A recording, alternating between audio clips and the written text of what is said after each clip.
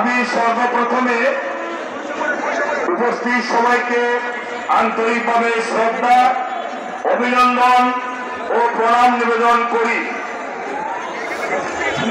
আজকে আমরা অত্যন্ত দুঃখের সাথে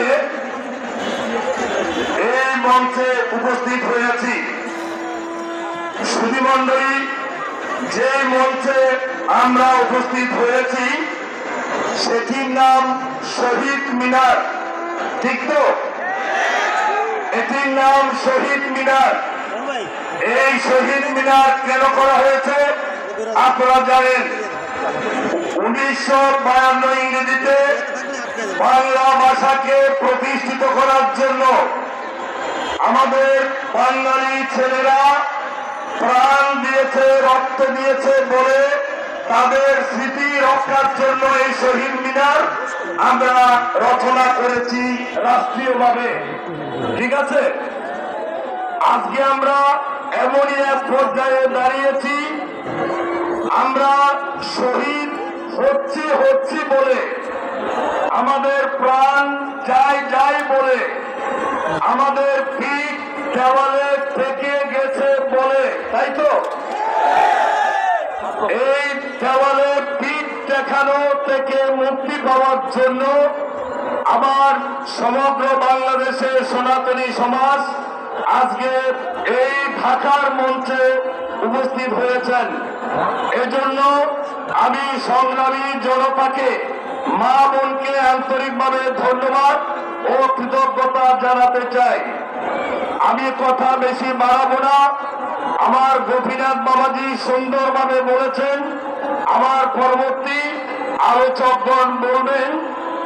আমাদের একটি দাবি ছিল, আমরা যখন উৎপীড়িত হচ্ছিলাম, sectarianism, bigotry and its horrible descendant fanaticism had gone for this beautiful earth. They have filled the earth with violence, drenched it often with human blood, destroyed civilization and sent whole nation to despair. Had it not been for these horrible demons, human society would be far more advanced than it is now.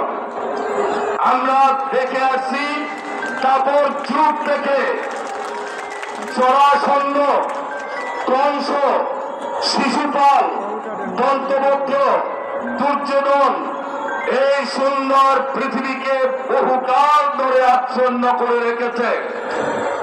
এই দুর্যোধন, জরাসন্ধ, কংস, কৃষ্ণের মামা এই পৃথিবীতে বারবার উপদ্রব সৃষ্টি করেছিল। মানব জাতি রক্তে রঞ্জিত করেছিল এই ধরাধামকে। তারা মানব সভ্যতাকে ধ্বংস করেছে বারবার। সমগ্র মানব জাতিকে হতাশায় নিমগ্ন করেছিল। সুধীবৃন্দ, আমার সংগ্রামী মায়েরা, একটি জিনিস বিবেচনা করুন, দুর্যোধন কোথায় আর পাণ্ডব কোথায়? কংস কোথায়? জরাসন্ধ কোথায়? আমরা আগামী 7-8 দিন করে দুর্গাপূজা করব। এই দুর্গাপূজার মূল ভিত্তি কি? দৈবী শক্তি আসরিক শক্তির সঙ্গে যুদ্ধ করে। এই তো, দৈবী শক্তি আসরিক শক্তির সঙ্গে যুদ্ধ করে পরাজিত কে হয়? আসরিক শক্তি। পরাজিত কে হয়? আসরিক শক্তি। কুরুক্ষেত্রে পরাজিত কে হয়েছিল? কুরু বংশ। দুর্যোধনেরা 100 ভাই, আমার পাণ্ডবেরা 5 ভাই। 5 ভাই জয়লাভ করেছিল, সারা ভারতবর্ষের আধিপত্য লাভ করেছিল। আমি বলবো, আমরা পূজা করি কেন? Religion is the idea which raises truth unto man and man unto God. ধর্ম পালন এই জন্য করি, আমাদের ভেতরে, এখানে সবার ভিতরে কামনা আছে, বাসনা আছে, রাগ আছে, লোভ আছে, মোহ আছে, মদ আছে, মাৎসর্য আছে। প্রত্যেকটি মানুষের মধ্যে যারা মহাপুরুষ হয়েছেন তাদের মধ্যেও আছে, তারা এটাকে দমন করেছেন।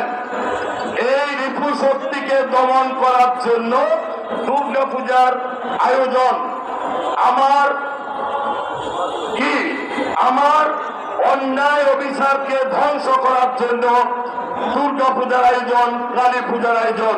তাই আমি আর কথা বাড়াবো না, আমার সনাতনী ভাইদের চরণে এই নিবেদন রাখবো। আমরা 8 দফা দাবি আমাদের বর্তমান সরকারের কাছে পেশ করব। অফিসিয়ালি এখানে নয়, অফিসিয়ালি আমরা পেশ করব। সাংগঠনিক ভাবে এই দাবি না পূর্ণ হওয়া পর্যন্ত আমি আমার চিন্ময় প্রভু আমরা সারা বাংলাদেশ শোষে বেড়াচ্ছি। কিছুদিন আগে কষ্টের বলা দিয়েছি, বাংলাদেশের বিভিন্ন জেলায় আমরা এই আন্দোলন চালিয়ে যাচ্ছি। আমরা কাউকে গালিগালাজ করার জন্য নয়, কারোর প্রতি বিদ্বেষ পোষণ করার জন্য নয়। আমরা আমাদের ন্যায্য দাবি আদায় এবং আমাদের উৎপীড়ন বন্ধ করা, এটাই আমাদের সনাতনী দাবি। এই বলে সকলের কল্যাণ হোক। আগামী পূজায় সুন্দর সুশৃঙ্খল ভাবে আপনারা পূজা করবেন, এই প্রত্যয়ে আমি আমার বক্তব্য শেষ করছি।